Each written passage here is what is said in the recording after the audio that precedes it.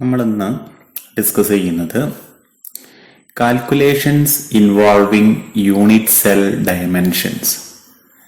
ഇതിൻ്റെ നമ്മുടെ ഈ ചാപ്റ്ററിലെ ന്യൂമറിക്കൽ പ്രോബ്ലംസ് കാര്യമായി വരുന്നൊരു ഏരിയയാണിത്. ഇതിൽ നമുക്ക് ഒരൊറ്റ ഇക്വേഷനെ പഠിക്കാനുള്ളൂ. അതുപയോഗിച്ച് നമുക്ക് എല്ലാ പ്രോബ്ലംസും സോൾവ് ചെയ്യാൻ പറ്റും. അപ്പോൾ അതിലേക്കാണ് നമ്മൾ ഇന്ന് പോകുന്നത്. അപ്പം ആദ്യമായിട്ട് നമ്മൾ എന്താണ് കണ്ടുപിടിക്കാൻ പോകുന്നത്?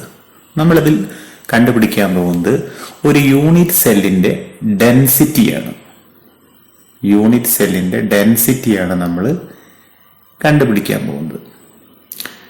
ഡെൻസിറ്റി എങ്ങനെയാണ് കണ്ടുപിടിക്കുക? നമുക്ക് എല്ലാവർക്കും അറിയാം, mass divided by volume. Mass divided by volume equal to density. അങ്ങനെയാണെങ്കിൽ density of the unit cell എന്തായിരിക്കും? Density of the unit cell equal to mass of the unit cell divided by volume of the unit cell. എല്ലാവർക്കും പെട്ടെന്ന് മനസ്സിലാവും. Density എന്ന് പറഞ്ഞാൽ mass by volume. അപ്പൊ density of unit cell എന്ന് പറഞ്ഞാൽ mass of unit cell divided by volume of unit cell. ഇനി എന്തായിരിക്കും മാസ് ഓഫ് യൂണിറ്റ് സെൽ എന്ന് പറഞ്ഞാൽ? യൂണിറ്റ് സെല്ലിന്റെ മാസ് എന്ന് പറഞ്ഞാൽ അതിലിരിക്കുന്ന പാർട്ടിക്കിൾസിന്റെ മാസാണ്. ഉദാഹരണമായിട്ട് സിമ്പിൾ ക്യൂബിക് യൂണിറ്റ് സെൽ ആണെങ്കിൽ അതിന്റെ മാസ് എന്ന് പറയുന്നത് അതിലിരിക്കുന്ന ഒരു പാർട്ടിക്കിളുടെ മാസാണ്. ഒരു BCCയുടെ മാസ് എന്ന് പറയുന്നത് അതിലിരിക്കുന്ന രണ്ട് പാർട്ടിക്കിൾസിന്റെ മാസാണ്. ഒരു FCCയുടെ മാസ് എന്ന് പറയുന്നത് അതിലിരിക്കുന്ന എത്ര പാർട്ടിക്കിൾസ് ആണ്? 4 പാർട്ടിക്കിൾസിന്റെ മാസാണ്. അപ്പൊ മാസ് ഓഫ് യൂണിറ്റ് സെൽ എന്ന് പറഞ്ഞാൽ അതിലിരിക്കുന്ന പാർട്ടിക്കിൾസിന്റെ മാസാണ്. പിന്നെ വോളിയം എന്ന് പറഞ്ഞാൽ നമുക്ക് എല്ലാവർക്കും അറിയാം, എഡ്ജിൻ ലെങ്ത്തിന്റെ ക്യൂബ് എടുത്താൽ നമുക്ക് വോളിയം കിട്ടും. ഇനി നമുക്ക് അതിന്റെ കാൽക്കുലേഷനിലേക്ക് പോവാം. Consider a cubic unit cell with edge length A, then the volume of the unit cell equal to A cube. Volume of the unit cell എത്ര കിട്ടി? A cube എന്ന് കിട്ടി.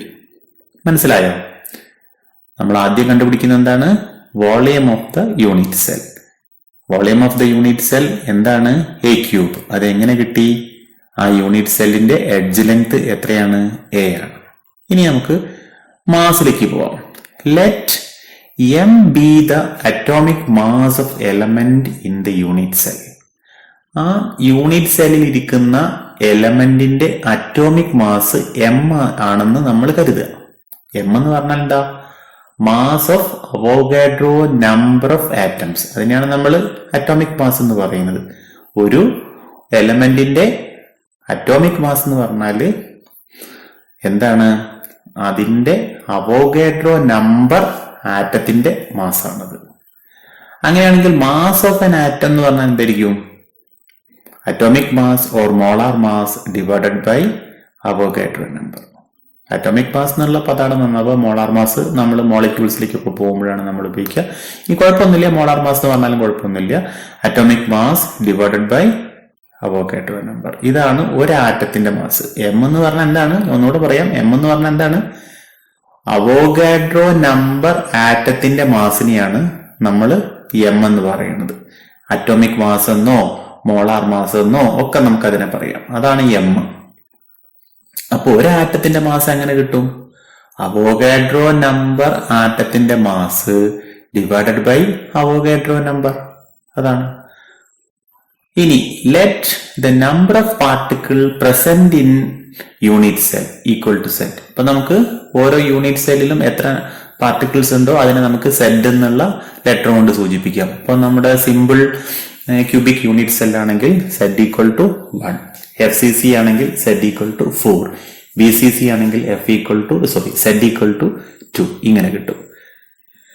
So the mass of the unit cell equal to number of particles set into atomic mass of the element divided by n. അപ്പൊ mass കിട്ടി, volume കിട്ടി. അപ്പൊ നമുക്കത് ഇവിടെ സബ്സ്റ്റിറ്റ്യൂട്ട് ചെയ്യാം. Density equal to z into m by na all divided by a cube. കുറച്ചുകൂടെ നമുക്ക് short and ചെയ്ത് എഴുതാവുന്നതാണ്. Density equal to Z into M by NaA³ എന്ന് എഴുതാം. അപ്പൊ ഈ ഇക്വേഷൻ നിങ്ങൾ മറക്കാതെ പഠിക്കണം.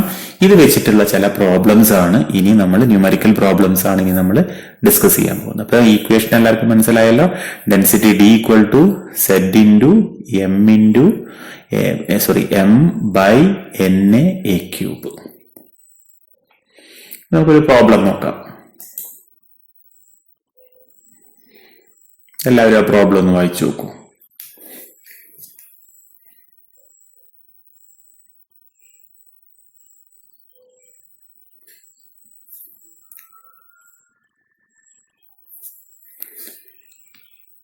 An element has a body-centered cubic structure with cell edge of 288 picometer.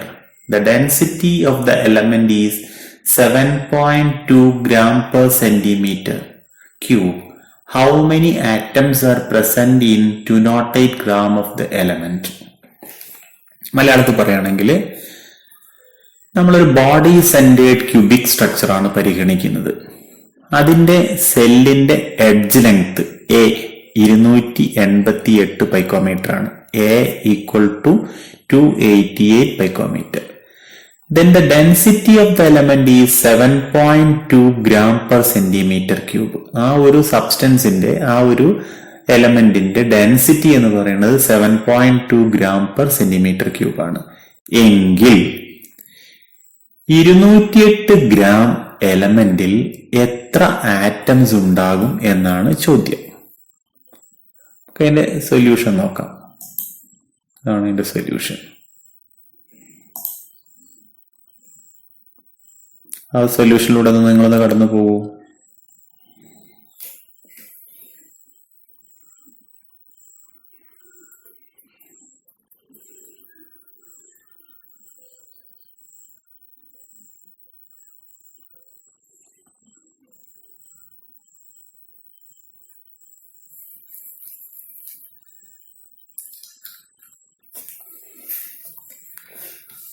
ഇവിടെ കാണിച്ചിരിക്കുന്നത് volume of the unit cell equal to 288 picometre whole cube. ഇതെങ്ങനെ കിട്ടി?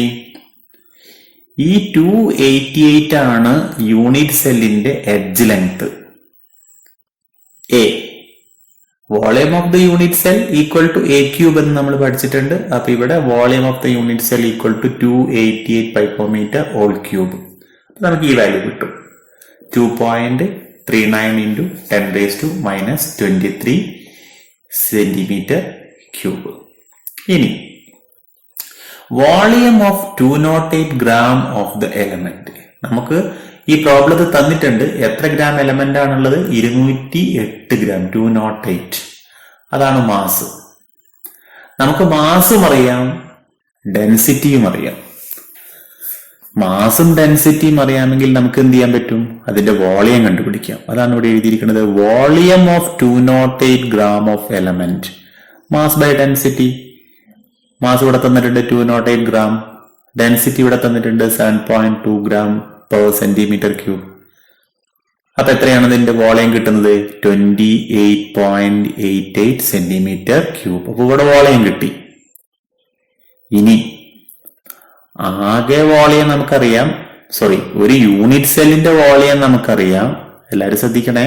ഒരു യൂണിറ്റ് സെല്ലിന്റെ വോളിയം നമുക്കറിയാം, ആകെ വോളിയവും അറിയാം. ഒരു യൂണിറ്റ് സെല്ലിന്റെ വോളിയം അറിയാം, ആ സബ്സ്റ്റൻസിന്റെ തന്നിരിക്കുന്ന സബ്സ്റ്റൻസിന്റെ ആകെ വോളിയവും അറിയാം. അങ്ങനെയാണെങ്കിൽ നമുക്ക് എന്ത് കണ്ടുപിടിക്കാൻ പറ്റും? Number of unit cell in this volume. ഇതാണ് ആകെ വോളിയം, ഇതാണ് ഒരു യൂണിറ്റ് സെല്ലിന്റെ വോളിയം. അപ്പൊ ആകെ വോളിയം ബൈ യൂണിറ്റ് സെല്ലിന്റെ volume equal to number of unit cells. Clear ആയോ? നമുക്ക് 208 ഗ്രാം സബ്സ്റ്റൻസിൽ എത്ര ആറ്റംസ് ഉണ്ടെന്നാണ് കണ്ടുപിടിക്കേണ്ടത്. അപ്പൊ നമുക്ക് മാസ് തന്നിട്ടുണ്ട്, ഡെൻസിറ്റി തന്നിട്ടുണ്ട്. അപ്പൊ നമുക്ക് എന്ത് കണ്ടുപിടിക്കാൻ പറ്റും? ആ സബ്സ്റ്റൻസിന്റെ തന്നിരിക്കുന്ന സബ്സ്റ്റൻസിന്റെ വോളിയം കണ്ടുപിടിക്കാൻ പറ്റും. അതേപോലെ നമുക്ക് എഡ്ജ് ലെങ്ത് തന്നതുകൊണ്ട് ഒരു യൂണിറ്റ് സെല്ലിന്റെ വോളിയവും കണ്ടുപിടിക്കാൻ പറ്റും. ആകെ വോളിയത്തെ യൂണിറ്റ് സെല്ലിന്റെ വോളിയം കൊണ്ട് ഡിവൈഡ് ചെയ്താൽ നമുക്ക് എന്ത് കിട്ടും? നമ്പർ ഓഫ് യൂണിറ്റ് സെല്ല് കിട്ടും. ഇനി ഇത് എങ്ങനെയുള്ള യൂണിറ്റ് സെല്ലാണ്? BCC ആണ്. അപ്പൊ ഓരോ യൂണിറ്റ് സെല്ലിലും 2 പാർട്ടിക്കിൾസ് ഉണ്ടാവും. അപ്പൊ ഇത്രയും യൂണിറ്റ് സെല്ലിൽ എത്ര പാർട്ടിക്കിൾസ് ഉണ്ടാവും? 2 into 12.08 into 10⁻23. അതാണ് 24.16 into 10⁻23. Since each BCC cubic unit cell contains 2 atoms, therefore the total number of atoms in 208 gram equal to 2 into 12.08 into 10⁻23 unit cell. ഇനി ഇതിങ്ങനെയല്ലാതെ മറ്റു രീതികളിലും നമുക്ക് ഈ ഒരു പ്രോബ്ലം സോൾവ് ചെയ്യാവുന്നതാണ്. അത് എങ്ങനെയാണെന്ന് നിങ്ങളൊന്ന് കണ്ടുപിടിക്കാൻ ശ്രമിക്കുക. ഇല്ലെങ്കിൽ ഇത് തന്നെ പഠിച്ചാൽ മതി. ഇനി നമുക്ക് അടുത്ത പ്രോബ്ലം നോക്കാം.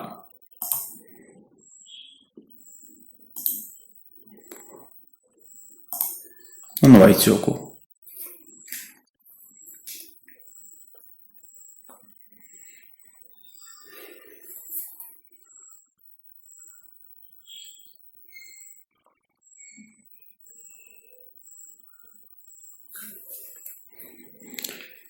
X-ray diffraction studies show that copper crystallizes in an FCC unit cell with the cell edge of 3.608 into 10⁻⁻8 centimeter. In a separate experiment, copper is determined to have a density of 8.92 gram per centimeter cube. Calculate the atomic mass of copper. അപ്പൊ നമുക്കിവിടെ കണ്ടുപിടിക്കേണ്ടത് കോപ്പറിന്റെ atomic mass ആണ്. തന്നിട്ടുള്ള കാര്യം ഇത് FCC ആണ്. ഇതിന്റെ edge length 3.608 into 10⁻⁻8 ആണ്. Density 8.92 gram per centimeter cube ആണ്. അപ്പൊ എന്തെല്ലാം തന്നിട്ടുണ്ട്? A വാല്യൂ തന്നിട്ടുണ്ട്, Z വാല്യൂ തന്നിട്ടുണ്ട്. FCC എന്ന് പറയുമ്പോൾ നമുക്ക് പാർട്ടിക്കിൾസിന്റെ എണ്ണം കിട്ടുമല്ലോ, 4 ആണെന്ന് കിട്ടും. അതാണ് Z വാല്യൂ തന്നിട്ടുണ്ടെന്ന് ഞാൻ പറഞ്ഞത്. പിന്നെ ഡെൻസിറ്റി തന്നിട്ടുണ്ട്. നമുക്ക് കണ്ടുപിടിക്കേണ്ട എന്താണ്? അറ്റോമിക് മാസ് ഓഫ് കോപ്പർ ആണ്. ഡയറക്റ്റ് ക്വസ്റ്റ്യൻ ആണ്, പെട്ടെന്ന് നമുക്ക് കണ്ടെത്താം. നമുക്കറിയാവുന്ന കാര്യം എന്താണ്? ഡെൻസിറ്റി ഈക്വൽ ടു mZm/Na³ ആണ്. അതിനെ നമ്മൾ റീഅറേഞ്ച് ചെയ്യണം. In case of FCC lattice, number of atoms per unit cell Z equal to 4. നമുക്ക് മുൻപ് പരിചയമുള്ള ആ ഇക്വേഷൻ ഒന്ന് മാറ്റുകയാണ്. ഈ ഇക്വേഷൻ ആണ്, ഇതാണ് ഇക്വേഷൻ. ഇതാണ് നമുക്ക് കണ്ടുപിടിക്കേണ്ട ഇയാളെയാണ്, എമ്മിനെയാണ് കണ്ടുപിടിക്കേണ്ടത്. എമ്മിനെ കണ്ടുപിടിക്കണം. ഡെൻസിറ്റി തന്നിട്ടുണ്ട്, സെഡ് തന്നിട്ടുണ്ട്, എ തന്നിട്ടുണ്ട്, എന്നെ അറിയാം, എം കണ്ടുപിടിക്കാം. ഒന്നുകൂടെ പറയാം. നമുക്ക് കണ്ടുപിടിക്കേണ്ട എന്താണ്? Calculate the atomic mass of copper. ഇതാണ് കണ്ടുപിടിക്കേണ്ടത്, അറ്റോമിക് മാസ്. നമുക്ക് എന്തൊക്കെയാണ് തന്നിട്ടുള്ളത്? FCC എന്ന് തന്നിട്ടുണ്ട്. അപ്പൊ നമുക്ക് എന്ത് കിട്ടി? Z equal to 4 കിട്ടി. പിന്നെ തന്നിട്ടുള്ള കാര്യം എന്താണ്? ഡെൻസിറ്റി തന്നിട്ടുണ്ട്, D തന്നിട്ടുണ്ട്. അപ്പൊ Z അറിയാം, D അറിയാം. പിന്നെയോ എഡ്ജ് ലെങ്ത് തന്നിട്ടുണ്ട് 3.608 into 10⁻⁻8. അപ്പം നമുക്ക് ഇയാളെയും തന്നിട്ടുണ്ട്, എയും തന്നിട്ടുണ്ട്. അപ്പൊ D തന്നു, Z തന്നു, A തന്നു, എന്നെ അറിയാം. എന്നെ തന്ന അവോഗാഡ്രോ നമ്പർ, പിന്നെ M കണ്ടുപിടിക്കണം. അപ്പൊ അതിനനുസരിച്ചിട്ട് ഇക്വേഷൻ റീഅറേഞ്ച് ചെയ്യാണ്. M equal to density into Avogadro number into A³/Z substitute ചെയ്ത് കഴിഞ്ഞാൽ നമുക്ക് കിട്ടും 63.1 gram per mole or 63.1 atomic mass unit.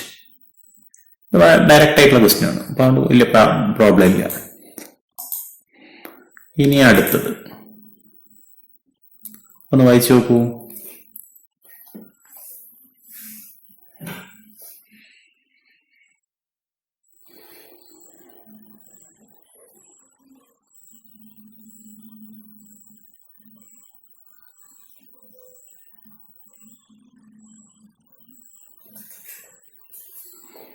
അപ്പൊ നമുക്കിവിടെ ഡയറക്റ്റ് ക്വസ്റ്റ്യൻ തന്നെയാണ്. സിൽവർ ആണ്, CCP ലാറ്റീസ് ആണ്. പിന്നെ എഡ്ജ് ലെങ്ത് 408.6 പൈക്കോമീറ്റർ ആണ്. Atomic mass 107.9 atomic mass unit ആണ്. നമുക്ക് കണ്ടുപിടിക്കേണ്ട എന്താണ്? ഡെൻസിറ്റി ആണ്. ഡയറക്റ്റ് പ്രോബ്ലം ആണ്, യാതൊരു കുഴപ്പമില്ല. നമുക്കിവിടെ സെഡ് തന്നിട്ടുണ്ട്. സെഡ് എന്ന് പറഞ്ഞാൽ അവിടെ കാണിച്ചിട്ടില്ലേ, CCP ആണ്. CCP എന്ന് പറഞ്ഞാൽ HCP എന്ന് പറഞ്ഞാൽ FCC തന്നെയാണ്, എല്ലാം FCC ആണ്. Z equal to 4. M is equal to 107.9. 107.9. പിന്നെ തന്നിട്ടുള്ള കാര്യം എന്താണ്, എഡ്ജ് ലെങ്ത് തന്നിട്ടുണ്ട് 408.6 പൈക്കോമീറ്റർ. 408.6 പൈക്കോമീറ്റർ. അവോഗാഡ്രോ നമുക്ക് നമ്പർ നമുക്കറിയാം, 6.022 × 10⁻23. ഡെൻസിറ്റി കണ്ടുപിടിക്കുന്നു. ഡെൻസിറ്റി നമുക്ക് കിട്ടുന്നത് ഒന്നുകിൽ kg/m³ കിട്ടാം, അല്ലെങ്കിൽ g/cm³ കിട്ടാം. അതുകൊണ്ട് നമ്മൾ ഇവിടെയുള്ള എല്ലാ വാല്യൂസിനെയും നമ്മൾ ആ രൂപത്തിലേക്ക് മാറ്റണം. സെഡ് പിന്നെ നമ്പർ ആയതുകൊണ്ട് അതിന് മാറ്റമില്ല. പക്ഷെ മോളാർ മാസ് ഇവിടെ 107.9 അറ്റോമിക് മാസ് യൂണിറ്റ് ആണ്. അപ്പൊ അതിനെ നമുക്ക് ഒന്നുകിൽ g/mol ആക്കി മാറ്റാം, അല്ലെങ്കിൽ kg/mol ആക്കി മാറ്റാം. അപ്പൊ kg/mol ആക്കിയിട്ടാണ് ഇവിടെ മാറ്റിയിരിക്കുന്നത്.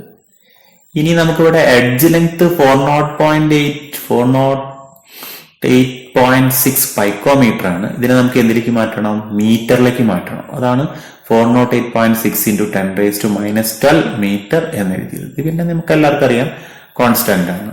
അപ്പൊ നമുക്ക് ഇത്രയും kg/m³ എന്ന് കിട്ടും. അതിനെ നമുക്ക് വേണമെങ്കിൽ g/cm³ മാറ്റും.